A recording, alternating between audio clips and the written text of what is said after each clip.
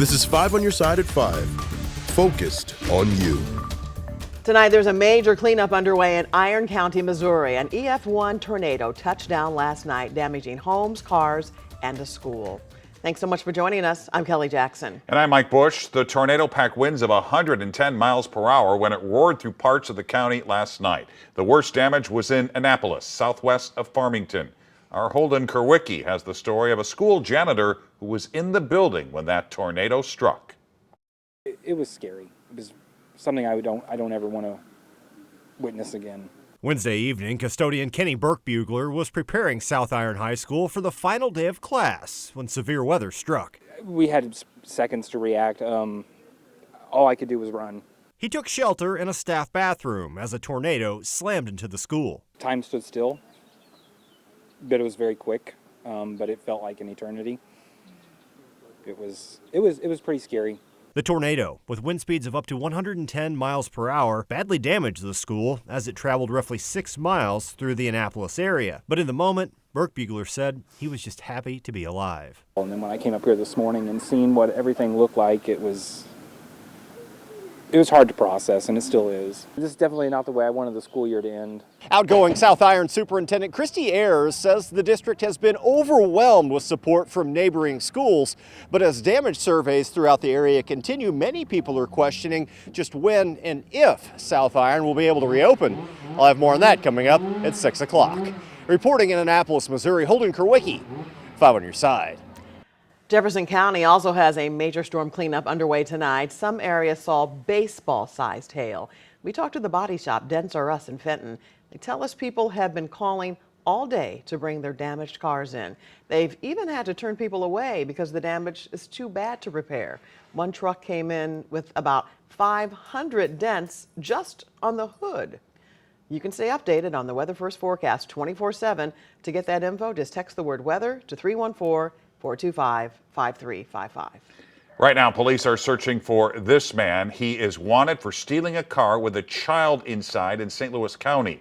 The child was later found safe. Police say the man stole the car at around 4 this morning from a mobile station on South Brentwood in Brentwood. The child was found 30 minutes later in Clayton and reunited with family. Police also found the car in Peevely outside a motel. Anyone with information on the suspect is asked to call police.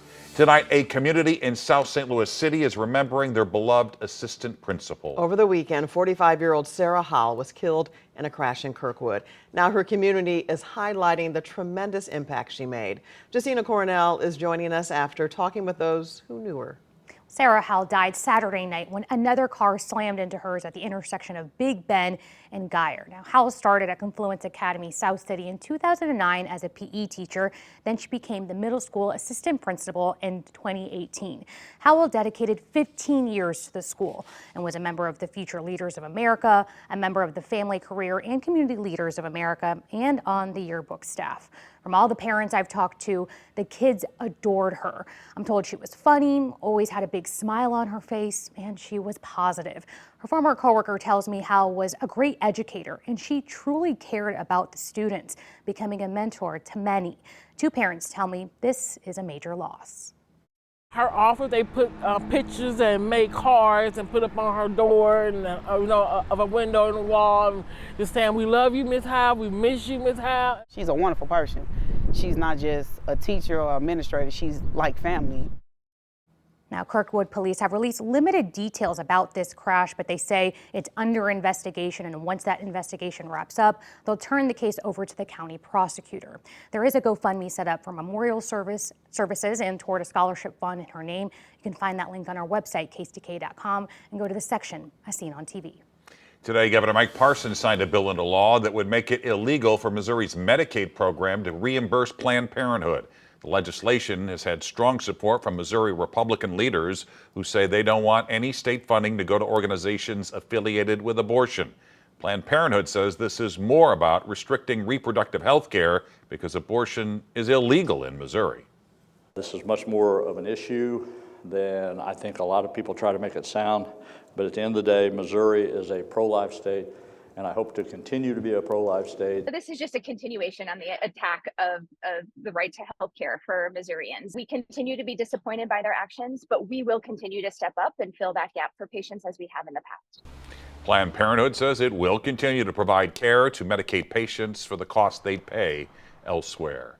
Right now, dollars are pouring in for Give STL Day. Until midnight, you can donate to support nonprofits all across the St. Louis region. 5 on your side's Travis Cummings reports on a garden in North City that needs your help to grow. Probably what we can do is maybe collect some compost in that bucket. There's a lot of labor going into this land. We got some snow peas. And a lot of love, too.